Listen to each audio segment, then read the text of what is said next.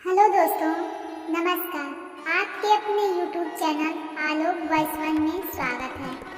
हमारे शास्त्रों और पुराणों में एक ऐसा लोक बताया गया है जो इंसानों की नजर से तो दूर है, लेकिन आत्मा और आस्था से जुड़ा हुआ है।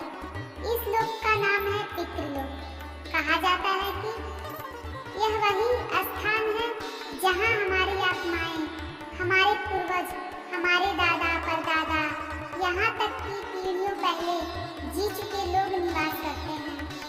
वे केवल बुला दिए गए हैं, नाम नहीं होते, बल्कि अदृश्य रूप से हमारे साथ जुड़े रहते हैं।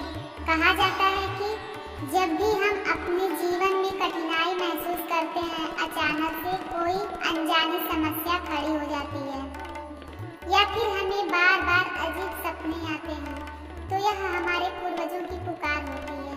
वे हमें याद दिलाते हैं कि हम उनके ऋणी हैं, हम उनका कर्ज चुकाना भूल जाते हैं।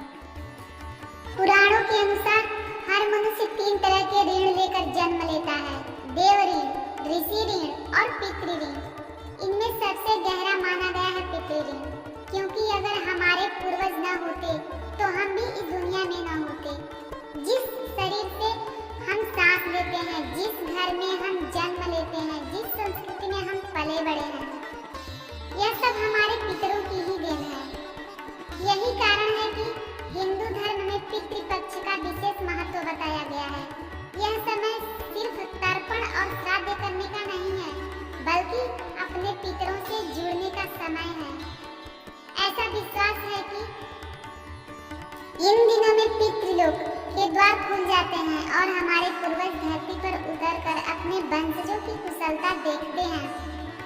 आपने अक्सर सुना होगा कि किसी घर में अचानक कलह बढ़ जाती है, बीमारी घर कर लेती है, पैसों की तबाही रहती है या फिर कोई शुभ कार्य पूरा नहीं हो पाता। शास्त्रों में इसे पितृदोष कहा गया है और यह तब होता है जब हम अपने पूर्वजों को याद नहीं करते, उनके लिए आहुति, जल, अन्न, श्राद्ध नहीं करते हैं। अब सवाल उठता है कि क्या पितृलोक सिर्फ आस्था है या इसके पीछे कोई गहरा रहस्य छुपा है? आधुनिक विज्ञान आत्मा या परलोक को स्वीकार नहीं करता, लेकिन अगर हम गहराई से देखें तो पाएंगे कि पूर्वजों की यादें, उनका संस्कार और उनकी इच्छाएं वास्तव में हमारे जीवन में छुपी होती है। जब हम पितरों का सम्मान करते हैं तो यह केवल धार्मिक क्रिया नहीं, बल्कि हमारी आत्मा और वंशानुगत ऊर्जा से जुड़ने का माध्यम होती है। कहा जाता है कि पूर्वज अक्सर सपनों में संदेश देते हैं। किसी दिवंगत परिजन का अचानक सपना आना, किसी अनजाना चेहरा हमें देखना या बार बार वही सपना दोहराना, यह सब संकेत होते हैं कि वे हमसे कुछ कहना चाहते हैं। यह उनकी पुकार होती है। वे चाहते हैं कि हम उन्हें याद करें, उनके लिए जल अर्पण करें, उनके नाम का अन्नदान करें। धर्म ग्रंथ कहते हैं कि पितृलोक यमलोक के अधीन है। मृत्यु के बाद आत्मा अपने कर्मों के आधार पर अलग अलग लोकों में जाती है, लेकिन जो आत्माएं मोक्ष नहीं पाती वे पितृलोक में वास करती हैं। वहां से वे अपनी संतानों पर दृष्टि रखती हैं। जो वंशज श्राद्ध, तर्पण और स्मरण करते हैं, उनके घर में सुख समृद्धि आती है। जो उपेक्षा करते हैं, उनके जीवन में रुकावटें आती हैं। अगर आप ध्यान देंगे तो पाएंगे कि भारतीय संस्कृति में पूर्वजों की स्मृति हर जगह रची बसी है। जब भी कोई बड़ा कार्य होता है, गृह प्रवेश, शादी, संतान का जन्म या कोई शुभ काम हो, तो सबसे पहले हम अपने पितरों का आशीर्वाद लेने की परंपरा निभाते हैं। यह केवल रिवाज नहीं, बल्कि मान्यता है कि उनकी कृपा से ही काम सफल होता है।